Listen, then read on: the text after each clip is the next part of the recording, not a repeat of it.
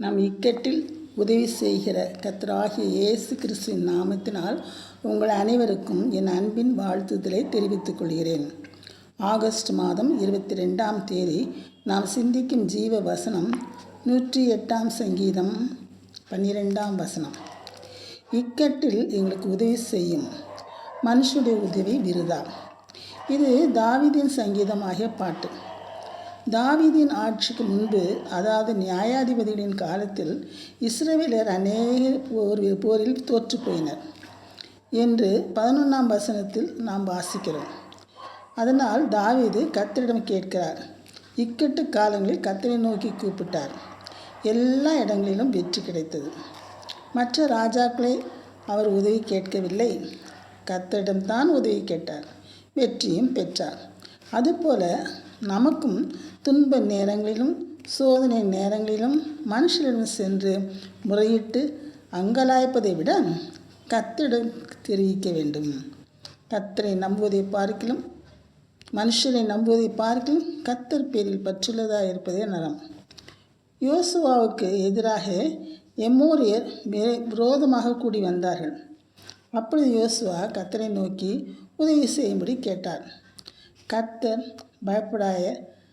பயப்படாயாக, உன் கைகளில் அவளை ஒப்பு கொடுப்பேன் என்றார். அவர்கள் இஸ்ரவேலுக்கு முன்பாக ஓடி போகையில் அவர்கள் மேல் வானத்திலிருந்து பெரிய கற்களை விழப்பண்ணி அவர்கள் செத்தார்கள். இஸ்ரவேலர் பட்டயத்தினால் கொன்றவர்களை விட பார்க்கிலும் அதிகமாக கல்மழையினால் செத்தவர்கள். சவுல் அமலேக்கருடன் யுத்தம் பண்ணி யாவரையும் பட்டய கருக்கினால் சங்காரம் பண்ணினான். அந்த சமயம் சவுல் அங்குள்ள முதல் தரமான ஆடு மாடுகள் ஆட்டுக்குட்டிகள் இவைகளை அழிக்காது கில்காலிலே பலியிட கொண்டு வந்தான்.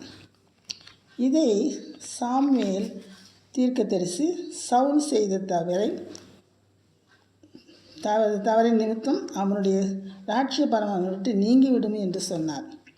இஸ்ரவேலில் ஜெயபலமான கர்த்தர் பொய் சொல்கிறவர் அல்ல, மனம் மாற அவர் மனுஷனும் அல்ல. சவுல் தன் பாவச் செயலுக்காக மனஸ்தாபப்பட்டு மன்னிப்பு கேட்டான். ஆம், கர்த்தர் மனம் மாறும் மனுஷன் அல்ல என்பது உண்மை. அவரை நோக்கி உதவி செய்யும்படி கேட்கும் பொழுது உதவி செய்வார்.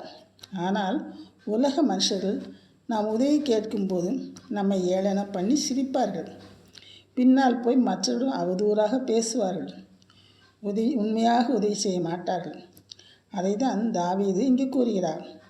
நாம் இக்கட்டு வரும் பொழுது கர்த்தரிடம் உதவி செய்யும்படி கேட்க வேண்டும். அவர் இறங்கி உதவி செய்வார்.